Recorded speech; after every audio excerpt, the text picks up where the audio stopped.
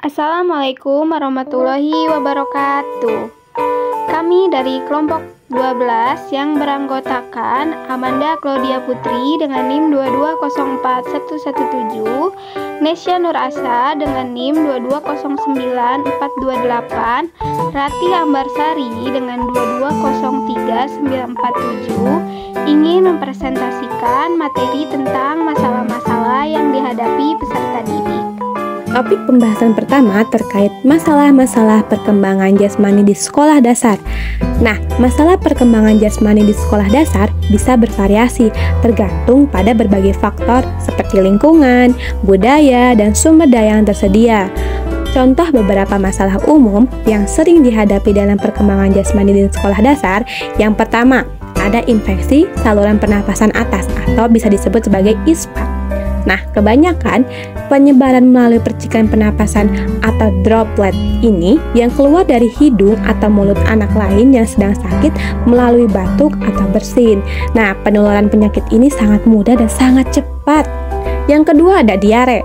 Diare ini dialami anak ditandai dengan meningkatnya frekuensi buang air besar atau buang air besar yang konsistensinya cair. Penyakit anak ini dapat disertai dengan muntah, demam, sakit perut, dan terkadang tidak terkendali. Yang ketiga ada konstipasi. Konstipasi atau sulit buang air besar biasanya sering terjadi karena anak tidak mau makan sayur-sayuran, buah-buahan, atau makanan berserat lainnya. Yang keempat, dehidrasi dan kelelahan. Kelelahan bisa menyebabkan anak dehidrasi. Nah, untuk mengatasinya adalah dengan istirahat yang cukup dan banyak minum air putih. Yang kelima, imunitas menurun. Kurangnya asupan, buah-buahan ataupun sayuran biasanya akan membuat imunitas anak menurun. Yang keenam, masalah gigi dan mulut. Gangguan mulut dan gigi pada anak sering timbul karena anak sering mengkonsumsi yang manis-manis. Yang ketujuh, masalah kulit ringan. Beberapa masalah kulit mungkin akan muncul pada anak-anak usia sekolah seperti biang keringat, hingga panu, kadas, bahkan kutu air. Yang kedelapan, gangguan penglihatan. Nah, masalah gangguan penglihatan ini bisa berupa juling, mata melas atau amblyopia, pupil mata berwarna putih, penglihatan buram, dan pembengkakan kecil pada kelopak mata. Untuk mengatasi masalah-masalah ini membutuhkan kerjasama antar sekolah, guru, orang tua, dan komunitas untuk menciptakan lingkungan yang mendukung perkembangan jasmani yang sehat dan aktif bagi semua siswa. Hal ini bisa mencakup penyediaan sumber daya yang memadai, pelatihan guru, kampanye kesadaran, dan perkembangan program yang menarik dan memotivasi siswa untuk berpartisipasi dalam aktivitas fisik. Nah, Sobat Jenius, masuk ke topik pembahasan kedua nih, terkait dengan masalah keluarga yang terjadi pada peserta didik. Masalah keluarga ini bisa bervariasi dan memiliki dampak yang signifikan pada perkembangan dan prestasi akademik mereka. Beberapa masalah yang mungkin timbul, yang pertama, perceraian orang tua. Nah, perceraian ini bisa menyebabkan anak menjadi broken home. Hal ini bisa berdampak pada kenakalan anak. Dampak yang mungkin terjadi pada setiap anak bisa berbeda-beda, tergantung dari usia anak pada saat orang tua bercerai, kondisi perceraian, serta kepribadian anak tersebut. Perceraian bisa menyebabkan anak-anak mengalami kemunduran dalam kemampuan belajar dan merasa tidak akrab dengan orang tua ketika sudah dewasa. Yang kedua, orang tua sibuk bekerja. Orang tua yang sibuk dapat menyebabkan anak kehilangan kasih sayang atau cenderung anak dibesarkan secara materi. Yang ketiga, pola asuh orang tua. Pola asuh ini sangat mempengaruhi perilaku dan kepribadian anak. Pola asuh orang tua merupakan pola asuh yang diterapkan pada anak dan bersifat relatif konsisten dari waktu ke waktu. Pola perilaku ini dapat dirasakan oleh anak dari segi negatif maupun positif. Yang terakhir nih, ada child abuse. Abuse adalah kata yang biasa diterjemahkan menjadi kekerasan, penganiayaan, penyiksaan, atau perlakuan salah. Kekerasan adalah perilaku tidak layak yang mengakibatkan kerugian atau bahaya secara fisik, psikologis, atau finansial, baik yang dialami individu maupun kelompok. Dalam pembahasan selanjutnya, kami akan menyoroti berbagai masalah psikologis yang sering dihadapi oleh peserta didik, dari trauma akibat berbagai peristiwa mengerikan hingga gangguan dalam interaksi sosial dan kecemasan yang mengganggu. Setiap masalah memiliki dampak yang signifikan terhadap kesejahteraan dan perkembangan anak. Dengan pemahaman yang lebih dalam, diharapkan kita dapat memberikan perhatian dan intervensi yang tepat guna membantu peserta didik mengatasi masalah-masalah ini dan mencapai potensi mereka secara optimal. Mari kita mulai dengan memahami lebih lanjut tentang masalah-masalah psikologis yang sering dihadapi oleh peserta didik SD. Yang pertama, trauma. Trauma adalah respon emosional terhadap peristiwa mengerikan seperti kecelakaan atau bencana alam. Anak-anak SD rentan mengalami trauma karena faktor seperti bullying dan kekerasan. Dampaknya bisa berupa serangkaian emosi dan gangguan kesehatan mental seperti PTSD. Yang kedua ada school refusal atau mogok sekolah. School refusal adalah kondisi di mana anak menolak atau enggan pergi ke sekolah. Penyebabnya bisa beragam, mulai dari ketidakcocokan dengan sistem belajar hingga tekanan akademik. Ada dua tipe mogok sekolah. Yang pertama tipe akut, itu biasanya pada usia 5-8 tahun, dan kedua ada tipe kronis. Biasanya berhenti mogok sekolah selama 2 tahun atau lebih. Yang ketiga ada gangguan kecemasan. Gangguan kecemasan menyebabkan rasa cemas berlebihan yang mengganggu aktivitas sehari-hari. Penyebabnya meliputi ketakutan, kurang percaya diri, dan kurangnya dukungan orang tua. Yang keempat ada gangguan somatoform atau psikosomatis. Gangguan ini terjadi saat stres mempengaruhi kesehatan fisik tanpa ada penyebab fisik yang jelas. Anak-anak dapat mengalami keluhan fisik seperti sakit perut atau pusing akibat kecemasan. Yang kelima ada hiperaktif. Anak-anak yang hiperaktif cenderung memiliki perilaku yang sangat aktif dan sulit tenang. Hal ini dapat mengganggu lingkungan belajar dan sosial mereka. Yang keenam ada sulit berkonsentrasi. Kesulitan dalam berkonsentrasi dapat mengganggu proses belajar dan interaksi sosial anak. Mereka cenderung lebih fokus pada apa yang terjadi di sekitarnya daripada tugas atau pembelajaran. Yang ketujuh ada pemurung dan penyendiri. Anak-anak yang pemurung dan penyendiri sulit bergaul dengan teman sebaya dan lebih memilih untuk menyendiri daripada bergabung dengan kelompok. Yang kedelapan adalah masalah bicara. Beberapa anak mengalami kesulitan dalam berkomunikasi secara jelas dan seringkali hanya orang terdekat yang dapat memahami apa yang mereka ucapkan. Yang kesembilan ada afek dan stimming. Anak-anak bisa mengalami perasaan ketegangan yang tiba-tiba yang dapat mempengaruhi perilaku dan suasana hati mereka. Yang ke-10 ada retardasi mental. Retardasi mental mengacu pada gangguan perkembangan intelektual dan mental pada anak. Yang ke-11 ada Pica syndrome. Beberapa anak mungkin kecenderungan untuk memakan benda-benda non-makanan seperti batu atau kertas. Yang ke-12 gangguan kecemasan yang tinggi. Anak-anak dapat mengalami tingkat kecemasan yang tinggi dan dapat merusak kesejahteraan mental mereka. Yang ke-13 ada autisme. Autisme adalah gangguan yang menyebabkan kesulitan dalam berinteraksi sosial dan minat yang terfokus pada hal-hal tertentu. Ke-14 ada gangguan makan. Beberapa anak mungkin mengalami kesulitan makan yang dapat mempengaruhi kesehatan dan perkembangan mereka. Yang ke-15 ada gangguan bipolar.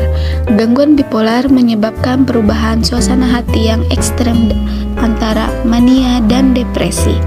Yang ke-16 ada gangguan somatoform. Gangguan ini menyebabkan keluhan fisik tanpa penyebab medis yang jelas, seringkali dipicu oleh stres dan kekhawatiran. Yang ke-17 ada skizofrenia. Skizofrenia adalah gangguan jiwa yang ditandai dengan gangguan proses berpikir dan tanggapan emosi yang lemah. Yang ke-18 ada gangguan disosiatif. Gangguan disosiatif menyebabkan hilangnya kesadaran akan identitas diri atau realitas. Yang ke-19 ada the blues atau depresi. Depresi pada anak dapat menyebabkan stres dan tekanan berkepanjangan yang berujung pada kondisi mental yang buruk. Dan yang terakhir ada sindrom respons stres. Anak-anak dengan tingkat emosional yang tinggi mungkin sulit menerima perkataan orang lain dan bersosialisasi dengan teman seumurannya. Selanjutnya kita akan mengeksplorasi berbagai masalah sosial yang sering dihadapi oleh peserta didik SD. Pembahasan ini agak mirip dengan pembahasan masalah psikologi sebelumnya, dari gangguan kepribadian hingga kesulitan dalam menjalin persahabatan dan menghadapi intimidasi. Setiap masalah memiliki implikasi yang signifikan terhadap interaksi sosial dan kesejahteraan psikologis pada anak-anak. Masuk ke dalam masalah-masalah sosial pada peserta didik SD. Yang pertama ada psikopat. Psikopat adalah penyakit kejiwaan yang ditandai oleh perilaku egosentris dan antisosial. Dampaknya dapat menyebabkan kerugian dan ketakutan di masyarakat, terutama saat psikopat melakukan tindakan antisosial yang merugikan orang terdekatnya. Yang kedua ada antisocial personality disorder. Gangguan kepribadian ini terjadi ketika seorang memiliki perilaku yang melanggar hak orang lain. Tanda-tandanya termasuk perilaku sinis, menghina, dan sulit menghargai orang lain. Dampaknya bisa berupa kesulitan dalam bergaul dan menerima orang lain. Yang ketiga ada sindrom gender dan seksual. Sindrom ini merupakan manifestasi yang muncul sejak anak-anak bersosialisasi dan dapat menyebabkan kesalahpahaman serta perilaku menyimpang pada remaja terkait dengan identitas gender dan seksualitas. Dan yang terakhir ada kesulitan dalam persahabatan. Anak-anak yang mengalami kesulitan dalam bersahabatan sering menghadapi tantangan seperti kesulitan menemukan teman yang cocok, merasa terasing dalam aktivitas kelompok, sulit beradaptasi dalam kelompok, dan kesulitan menghadapi situasi sosial yang baru, termasuk risiko menjadi korban intimidasi dan pelecehan.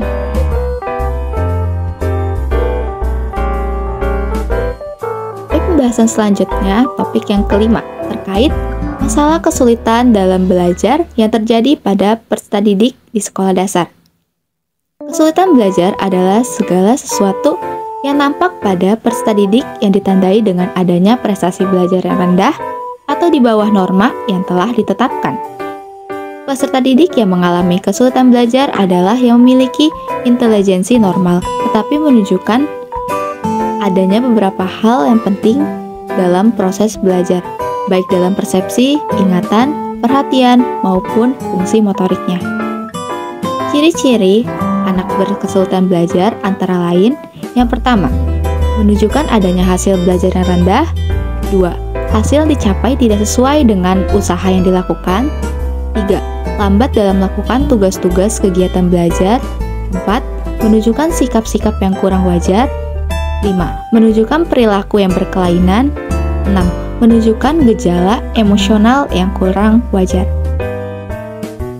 Jenis kesulitan belajar yang pertama ada kesulitan akademik.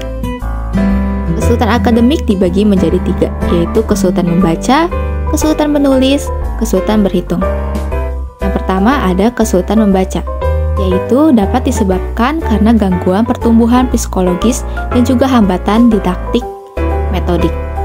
Setiap kali anak sekolah dasar mengenal bunyi huruf, tetapi mereka kesulitan membacanya apabila huruf itu dirangkaikan menjadi kata.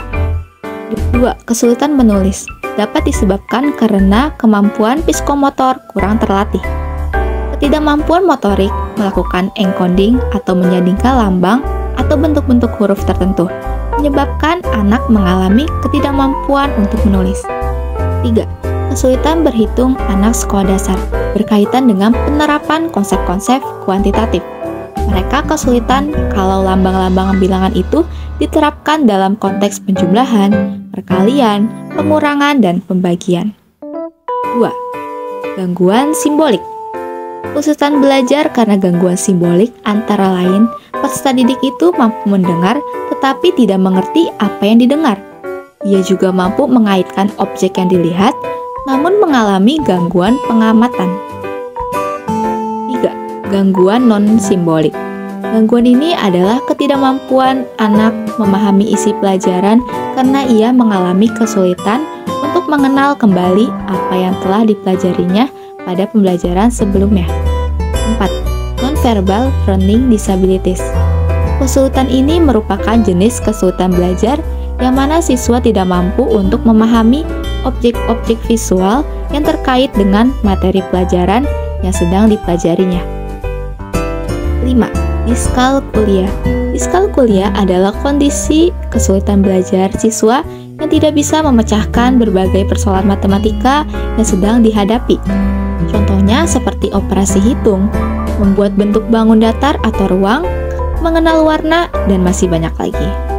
6. Auditory and Visual Processing Disorder. Anak-anak mengalami kesulitan belajar sebab mereka biasanya tidak mampu memahami bahasa pengantar mata pelajaran itu, baik itu disajikan secara tertulis maupun lisan. 7. Disleksia.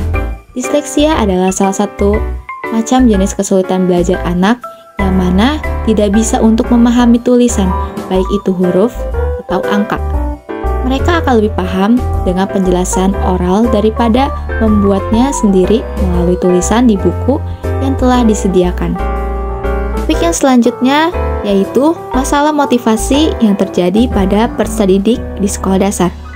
Motivasi belajar adalah keseluruhan daya penggerak dalam diri siswa yang menimbulkan kegiatan belajar, yang menjamin kelangsungan dari kegiatan belajar dan memberikan arah pada kegiatan belajar, sehingga tujuan yang dikehendaki oleh subjek belajar itu dapat tercapai. Penyebab rendahnya motivasi belajar disebabkan oleh: pertama, kurangnya perhatian orang tua. 2. Gaya dan cara penyampaian materi oleh guru. 3. Pergaulan. 4. Masalah dalam kehidupan siswa. 5. Kemajuan teknologi. Topik pembahasan yang terakhir yaitu masalah lainnya yang terjadi pada peserta didik di sekolah dasar. Pertama, kecanduan gadget. Kecanduan gadget dapat terjadi ketika seorang anak memiliki ketergantungan fisik dan ketergantungan secara psikologis untuk selalu memainkan gadget, hingga tidak menghiraukan lingkungan di sekitarnya. Ketergantungan tersebut dapat menjadi salah satu gangguan tumbuh kembangnya anak. Ketergantungan gadget pada anak disebabkan oleh beberapa faktor. Berikut ini faktor yang mempengaruhi anak kecanduan gadget. 1. Pengasuhan yang kurang tepat. 2. Faktor neuroscience. 3. Faktor teknologi. 4. Faktor lingkungan. 2. Pengaruh buruk teman sebaya. Menurut Kamus Besar Bahasa Indonesia, teman sebaya diartikan sebagai kawan, sahabat, atau orang yang sama-sama bekerja dan berbuat. Teman sebaya dapat mempengaruhi perilaku anak, di mana anak meniru atau mempelajari kebiasaan teman sebaya akan mempengaruhi pengambilan keputusan dalam berperilaku. Alhamdulillahirrabbilalamin. Sekian materi dari kami selaku kelompok 12. Mohon maaf apabila ada kesalahan ketika penyampaian. Wassalamualaikum warahmatullahi wabarakatuh.